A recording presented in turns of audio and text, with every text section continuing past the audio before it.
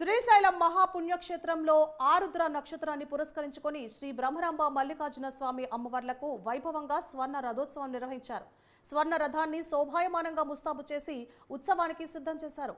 ఆలయ అర్చకులు, వేద పండితులు రథంపై కొలువయున్న శ్రీ స్వామి అమ్మవార్ల ఉత్సవ మూర్తులకు పుష్పార్చనలు చేసి మంగళ హారతులు సమర్పించారు.